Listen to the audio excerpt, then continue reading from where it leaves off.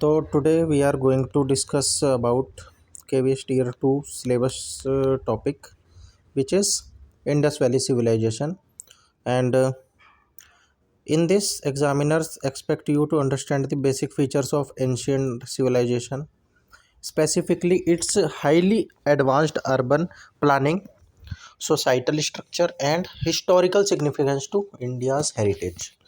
So the topics are geographical extent and key, like locations like Harappa, Mohenjo-daro, Lothal, and Kalibanga.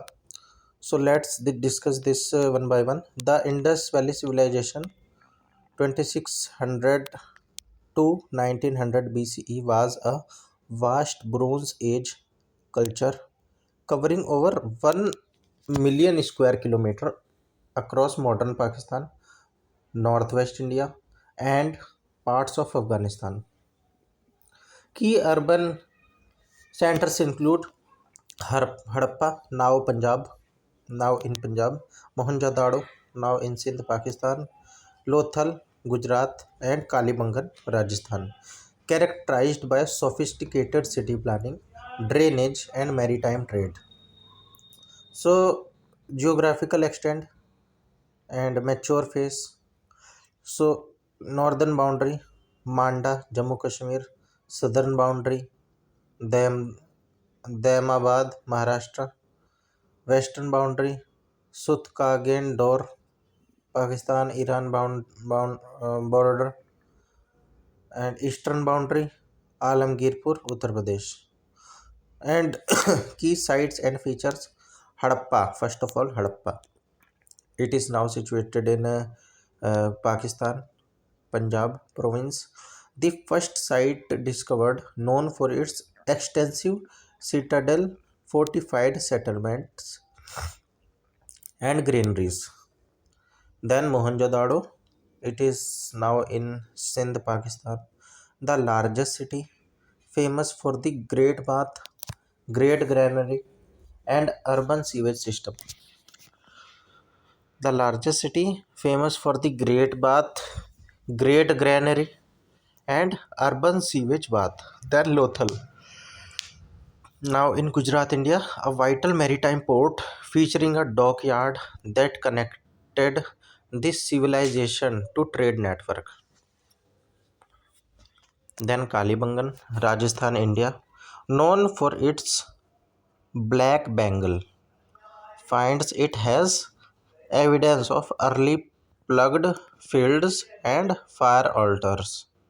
Then Dholavida, Gujarat, India, renowned for its unique water management system and division into three distinct parts. Division into three distinct parts.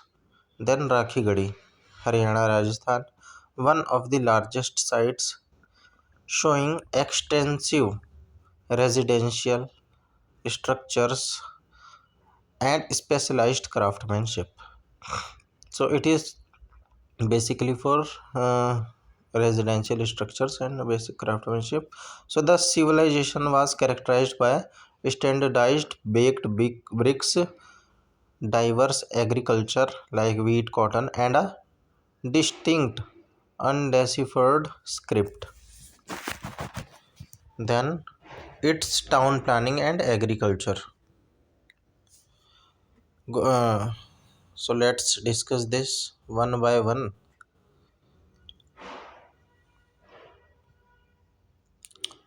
In this, we can understand about grid system, drainage, and brick usage, which is very famous for Harappa civilization. And in this, we can make the conclusion that it was so beyond their time, and they were so advanced, and they have a lot of technology to build this kind of mechanism and system.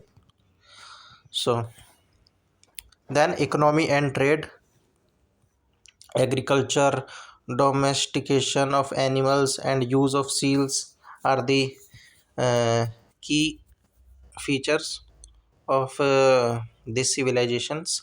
And then society and religion, the Great Bath, Pashupati seal, and Mother Goddess was also a significant, significant feature or symbol that depicts how advanced and what was the culture, what was the religious practices at that time in Indus Valley civilization. So, Indus Valley civilization (IVC) society was characterized by a likely secular or decentralized religious structure, emphasizing water purification, fertility, and animal worship, with notable absence of monumental temples. Key elements include ritual bathing in the Great Bath, fertility worship via Mother Goddess figurines, and Early Proto Shiva worship shown on the Pashupati seal. Key aspects of Indus Valley civilization, religion, and society. The Great Bath, ritual purity, located in Mohenjo-daro. This large brick-linked water tank was likely used for purification rituals. Its proximity to the city center suggests that bathing was central to their religious and social practices. The Pashupati seal, discovered in Mohenjo-daro, this Cetite seal depicts a three-faced horned figure sitting in a yogic pose, probably Mulabandhasana, surrounded by animals like elephants, tigers, rhino, buffalo, and two deer at his feet. Sir John Marshall identified this deity as Proto Shiva or Pashupati Mahadev. Then Mother Goddess, fertility cult, abundant terracotta figurines of female figures with elaborate headdresses and ornaments suggest the widespread worship of a mother goddess, symbolizing fertility, regeneration, and the importance of life giving power. Other religious beliefs: nature worship, veneration of the peepal tree, fire altars found at Kalibangan and Lothal, and animal worship, unicorn bull, was prevalent. Then burial practices: the dead were often buried in a north-south direction, sometimes with pottery and ornaments indicating belief in an art afterlife. Structure: society was likely well organized with a strong focus on hygiene, urban planning, and potentially a ruling class of merchants or priests rather than a single monarchy. Then its decline. Major theories regarding how civilization ended, like extreme climates, extreme climatic events, or flood, or feminine. There are multiple theories. Then urban marvels. The Indian Valley civilization was a Bronze Age. Okay, so in this, bronze is a metal made up of copper and tin, basically. And Bronze Age civilization famous for its urban planning. Cities were built on a strict grid pattern with intersecting streets. Then sanitation, they had the most advanced covered drainage system of the ancient world. Trade and art, they relied heavily on trade, utilizing uniform weights and unique sheetite seals, noting that seals and prints is also an important overlapping concept in your visual art syllabus. So yeah, what they did not have, they did not use iron. It was a Bronze Age culture, and their pictographic script has never been deciphered. Means it is illegible and not be understood yet till now. Rather, till now.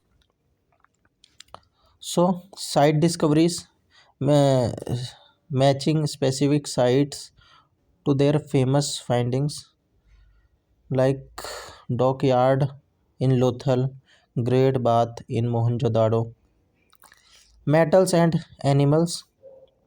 Questions frequently test if you know that iron was unknown to them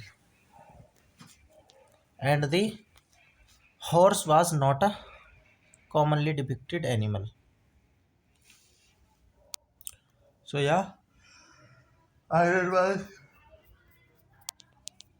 iron was totally unknown for them. It was the Bronze Age. They used bronze metal using copper and tin, making bronze and the tools and instrument of the same metal only. Then town planning, identifying features of their civic engineering, grid system, baked bricks. Expected questions pattern could be direct fact MCQs like which river is the river of Harappa situated on. So the answer is Ravi River. Which of the following metals was not known to the Indus Valley people? So the next is matching archaeological sites with their modern day states. Example Kalibangan with Rajasthan, Lothal with Gujarat. Okay. So then keyword association link specific words for instant recall. Lothal for port trade and it is in Gujarat and Gujarat is a coastal state. Then Mohenjo-daro, Great Bath, Mount of the Dead, ठीक है. Then for granaries, Harappa for granaries. Elimination trick you can use if an option mentions swords, iron, or deciphered texts. Immediately cross it out. So core ancient Indian history and the era was Bronze Age and key features were grid pattern, towns, covered drains, baked bricks, right. Then major cities Harappa, Ravi River. Harappa was on Ravi River. Mohenjo-daro was on Indus River. Lothal, port in Gujarat. Then economy, wheat, barley, cotton, extensive trade using seals. Extensive trade using seals. And they were unaware of or they don't know about iron and deciphered scripts. We are not able to read their script yet. So some questions are these for self practice. The Indus Valley civilization is best known for which of the following? So the answer is B. Advanced town planning. Advanced town planning, their grid system and drainage were unmatched in the ancient world. Okay. Then which IVC site, Indus Valley Civilization site, is well known for having an artificial brick dockyard? So the answer is no, Lothal. Lothal was a major port city located in present day Gujarat. Then which metal was completely unknown to the people of the Indus Valley civilization? The answer is iron. The IVC was a Bronze Age civilization. The Iron Age in India came much later in the Vedic period. Then, in the context of your KVS syllabus covering both history and visual arts, what prominent IBC artifacts were widely used for trade and property identification? The answer is Cetide seals. Seals were extensively used for trade, feature heavily in surviving arts. In surviving art. Then true false. The script used by the Indus Valley people has been fully translated by modern history, so it's false. The IBC script is pictographic and remains undeciphered to this day. So this is all about the Indus Valley civilization.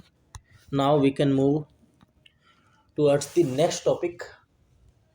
So the next topic is uh, Gupta era. So we know that first of all we have to be clear about the differences between Gupta era and uh, Maurya Maurya era. Maurya Kal and Gupta Kal. People got confused, including me, in this era. So in this there was Chandragupta 2, Chandragupta 1, but in Maurya Kal there was Chandragupta Maurya, Ashok, and these kinds of things. And the Maurya era was much earlier than this era, this Gupta era. So Gupta era. So Gupta era is listed right alongside topics like the Indus Valley civilization and cultural heritage and traditions. Examiners expect you to understand why this specific period is universally known to the Golden Age of India, with a strong focus on its monumental contribution to art, science, literature, and stable administration rather than just military conquests. Okay, so the sub topics to studies: key rulers Chandragupta 1, Samudragupta, Chandragupta 2, which is also known as Vikramaditya. So I think we have to discuss this about little bit. The Gupta Empire period was 320 to 550 AD, means after Domino, was a golden age in India, defined by the expansionist policies of Chandragupta I founder. And Chandragupta I was also called Maharaja Dhiraj. The vast conquest of Samudragupta, the vast conquest of Samudragupta, poet king, and the cultural territorial peak under Chandragupta II, which is also known as Vikramaditya. Key achievements included the expansion of the empire, economic prosperity, and advancements in art, science, and literature. Key rulers Chandragupta I, 320 to 335 AD, regarded as the true founder of the dynasty.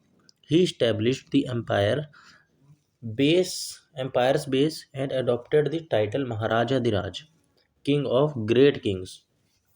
His marriage to the Lichvi princess Kumar Devi strengthened his power base and expanded his domination to Allahabad.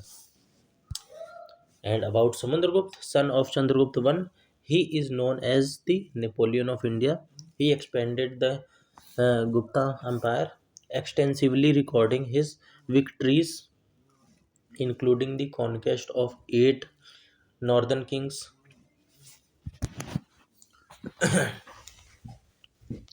including the conquest of eight northern kings on the Ashoka Pillar at Allahabad. He was a patron of talented musician depicted on coins playing the veena, and a proponent of Hindu traditions like Ashwamedh sacrifice. Then Chandragupta II, son of Samudragupta, son of Samudragupta, known as Vikramaditya 380 to 515 AD, son of Samudragupta. His reign is often considered the peak of the empire, extending its reach to the western sea coast by defeating the Saka kings. He established a second capital at Ujjain. And his court was famous for the Navratans, nine gems, including Kalidas. The Chinese pilgrim Fahian visited during his rule.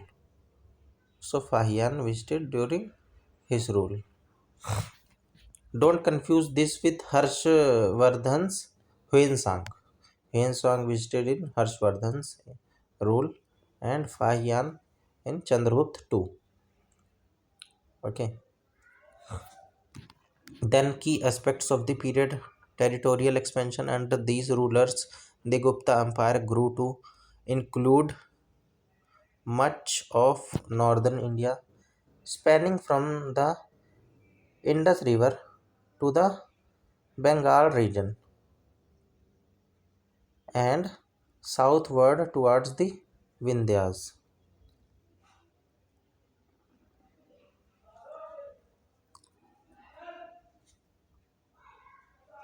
Administrative efficiency. The empire was generally well managed, allowing for peace and stability, which in turn spurred economic and agricultural growth. Then, cultural and scientific growth. This period marked a peak in Sanskrit literature. Mahabharata and Ramayana were likely finalized. Advancements in mathematics and astronomy, Aryabhatta, and and this period marked a peak in Sanskrit literature. Mahabharata and Ramayana were likely finalized. Hmm. Advancements in mathematics and astronomy, Aryabhatta, and the construction of temples and monasteries. Trade and economy. Chandragupta II control Chandragupta II's control of Gujarat allowed for prosperous maritime trade with the Roman Empire through western ports. Then, scientific and mathematical advancements. The contribution of scholars like Aryabhatta, Varahmir. So, we can discuss this from the top. Just take a rough view. Aryabhatta, Varahmir, scholars of India's Gupta period, made a foundational contribution to mathematics and astronomy. Aryabhatta defined the concept of zero, computed the value of pi 3.1416, developed trigonometry, sine table, and proposed a rotating earth. Varahmir made significant advancements in trigonometry and spherical astronomy, detailing planetary movements. Then key advancements by Aryabhatta 476 to 550. Mathematics au- authored the Aryabhatta Bhatia, covering arithmetic, algebra, and trigonometry. He introduced the place value system, utilized 0 as a numeral, and approximated pi as 3.1416. Astronomy prospered. The Earth is spherical, rotates on its axis, and orbits the Sun. Heliocentric ideas. He correctly explained that the moon and planets shine by reflected sunlight and and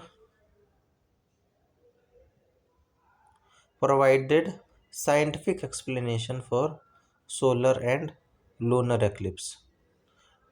Key advancements by Vaharmir, astronomy and trigonometry, authored the Panch Siddhantika, a summary of five earlier astronomical systems, and Brihat Samhita. Mathematical techniques. He improved upon earlier sine tables and worked on the development of algebraic equations, contributing significantly to mathematical application in astrology and astronomy. These scholars established foundational concepts in mathematics and astronomy that influenced science both within India and internationally. Then, art and literature. The works of Kalidas and development of cave paintings, Ajanta and structural temples include in this. So, the Gupta period, 4th to 6th century Common Era, represents a golden age of Indian art and literature characterized by the refined literary work of Kalidas, the peak of Buddhist painting at Ajanta, and the birth of stone structured temple architecture. Kalidas' masterpiece elevated Sanskrit literature, while Ajanta murals demonstrated advanced fresco technique depicting Jatak tales.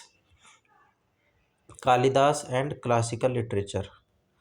Literary brilliance. Kalidas, often called the Shakespeare of India, ex- excelled in both poetry and drama, emphasizing nature, beauty, and human emotion. Ras. Key works Abhigyan Shakuntalam, a world renowned play focusing on the love story of Shakuntala and King Dushyant. Then Meghdootam, the Cloud Messenger, a lyrical poem where a banished Yaksh asks a cloud to carry a message to his wife. To carry a message to his wife. Then Raghuvansham and Kumar Sambhavan, epic poems focusing on mythological terms. Style. Known for his mastery of the Upma, simile, and refined Sanskrit, establishing a standard for classical literature. Establishing a standard for classical literature. Ajanta, cave paintings, 2nd century BCE to 6th century CE. Development. The caves located in Maharashtra were developed in two phases, with the most vibrant paintings created during the Vaktaka period, 5th to 6th century, mirroring the Gupta aesthetics. Themes, murals predominantly depict the Jatak tales, previously lives of Buddha, and scenes from the life of Buddha. Artistic technique, fresco technique. Paintings were made on wet plaster, allowing colors to seep into the wall. Expression and color, famed for the Dying Princess, Cave 16, and the iconic painting of Bodhisattva, Padam Pani, and Vajra, Vajrapani Cave 1. Detailing artists showed mastery of perspective, shading, and emotional depth, reflecting the sophisticated culture of the era. Development of structural temples. Gupta period shifts from rock cut to structure, while Ajanta continued the tradition of rock cut architecture. This era saw the tradition to free-standing stone temple characteristics, flat-roofed design. Early temples were modest, flat-roofed structures. Example: Temple 17 at Sanchi in Maharashtra, Madhya Pradesh. The Shikhar, the introduction of a small Shikhar tower began in this period. Example: Dasavatar temple at Devgarh.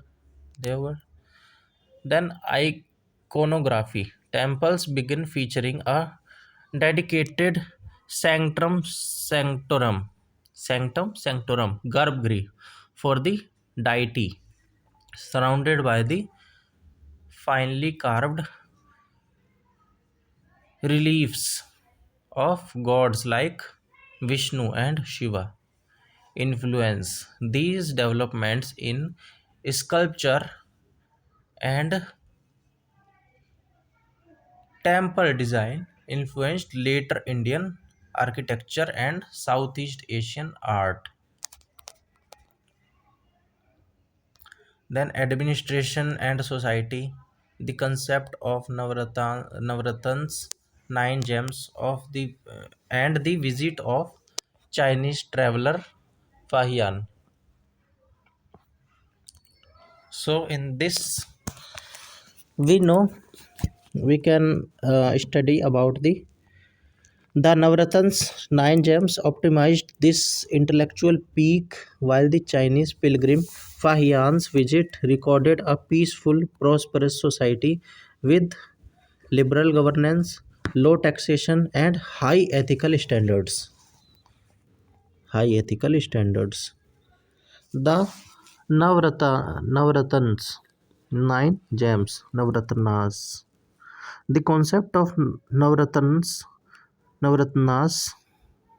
refers to a group of nine exceptional scholars, poets, and scientists who adorned the court of King Chandragupta II. This tradition highlights the state's patronage of art, literature, and science, fostering a thriving culture of knowledge. Fostering a thriving culture of knowledge.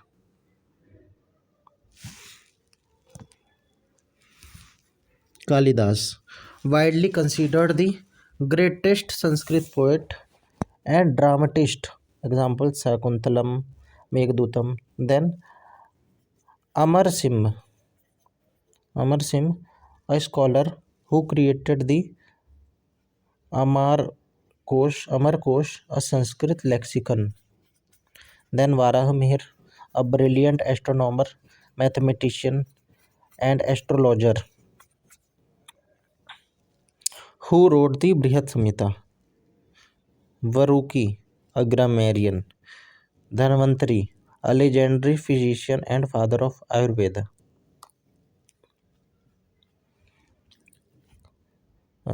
Shapankh, Sapankh,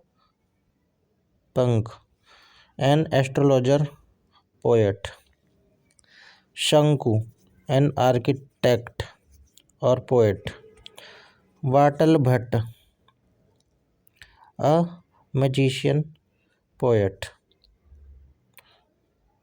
Ghatak Ghatakar Par, a poet. Administration and society in Fahian's account. Fahian's, a Chinese Buddhist monk who visited between 399 to 414 CE provided a detailed first-hand account titled Fo Guo Chi, Record of Buddhist Kingdom. Administration. He described the administration as remarkably benevolent. The king was not despotic. Punishments were light, typically fines instead of corporal punishment, and the death penalty was rare. Economic prosperity. People were rich, prosperous, and free to live wherever they choose without without mandatory registration or passports. Then taxation was light, with land revenue generally being one sixth of the total production. Social welfare and ethics. Fahia noted the presence of charitable hospitals providing free care in major cities like Patliputra. Residents practiced high ethical standards, largely following vegetarianism, with meat eating restricted to the lower castes and untouchables. Religious tolerance. Though Hinduism held a dominant position, Buddhism flourished in regions like Mathura, Gandhar, and religious freedom was widespread. Role of Fahian's visit. Fahian did not come for diplomatic reason, but to acquire authentic copies of Buddhist scriptures, making his record of the secular life in the Gupta Empire a valuable, unbiased account. He highlighted the efficient infrastructure, mentoring, rest houses, and hospitals for travelers and the sick. Concept explanation. The Golden Age. The Gupta Empire, roughly 320 to 550 CE, was a period of immense peace and prosperity, leading to massive cultural and significant scientific peaks. The great kings. Samudragupta was a brilliant military strategist, famously called the Napoleon of India. Chandragupta II took the title Vikramaditya,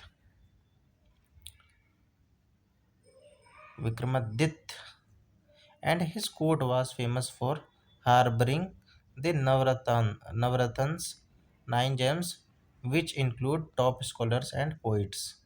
Science and math. This era gave the world profound mathematical concepts. Aryabhatta wrote about the concept of zero. Aryabhatta wrote about the concept of zero, the decimal system. So, the era gave the world profound mathematical concepts. Aryabhatta wrote about the concept of zero, the decimal system, and correctly deduced that the earth rotates on its axis. That the earth rotates on its axis. Art and literature. Sanskrit literature reached its peak. The great poet Kalidas wrote masterpieces like Abhigyan Shakuntalam. High probability exam areas, titles of kings, knowing who is called the Napoleon of India. So it was Samudragupta and Vikramaditya. Chandragupta II. Scholars and their fields. Scholars and their fields. Matching a historical figure like Aryabhatta or Dhanvantari to their field of expertise. Matching a historical figure like Aryabhat or Dhanvantari to their field of expertise, math or medicine. Foreign visitors, identifying Fahian as the Chinese Buddhist monk who documented life during Chandragupta II's reign. Expected question patterns, direct fact MCQs. Who was the author of Abhigyan Sakuntalam? Kalidas. Title based question. Which Gupta Empire earned the title Vikramaditya? Matching questions. Matching a list of Gupta era scholars. Gupta era scholars in columns A with their scientific literary contribution in column B. Keyword association. Lock these pairs in your memory. Samudragupta, Napoleon, Chandragupta II, Vikramaditya, Navratans, Fahian. Okay, in Chandragupta II, Vikramaditya, Navratans, and Fahian. Aryabhat, zero, astronomy. Kalidas, Sanskrit literature. Look for golden traits. Golden traits. If a question asks about the general nature of Gupta era, always lean towards that. Always lean towards options that highlight cultural blossoming, scientific discovery, and classical art, as this is the golden age. The golden age.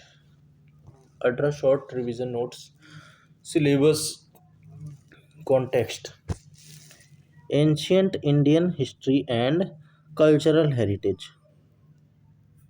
Ancient Indian history and cultural heritage.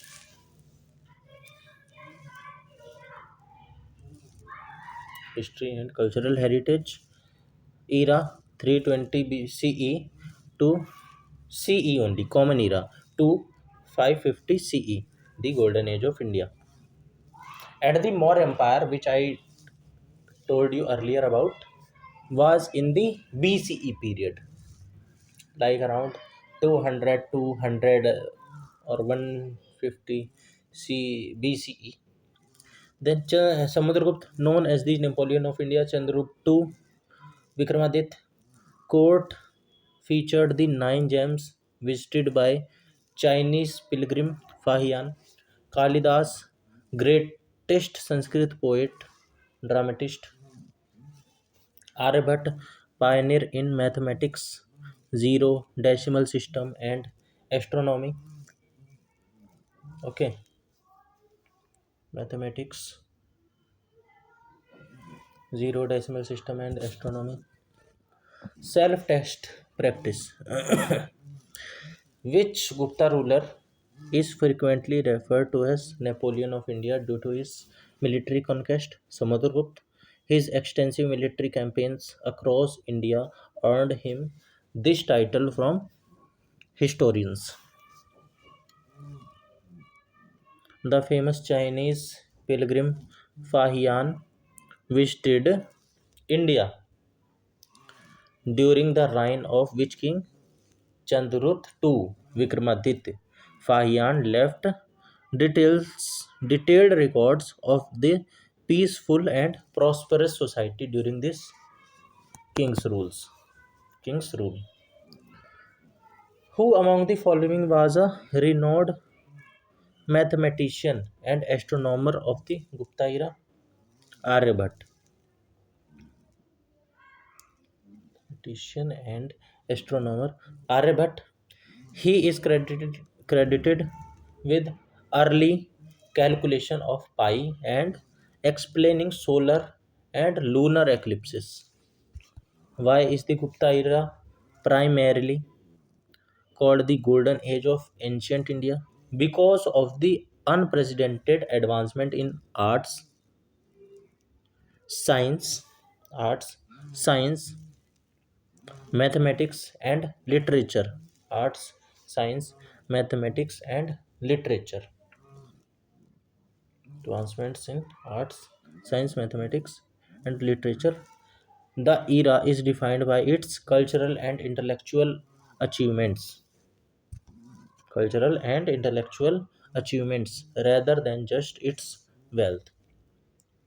Rather than just its wealth. The great Sanskrit poet Kalidas was one of the Navratans nine gems in whose court Chandragupta Vikramaditya. Chandragupta was a great patron of the arts and gathered the brightest minds of the era in his court. So, by this, we completed the Gupta era as well. Now, there are two, three topics still left, which we will discuss in the next session, like resources of India, magnets, materials, methods of separation. We will discuss this in short summary next. So we will meet in the another video. Till then, bye bye.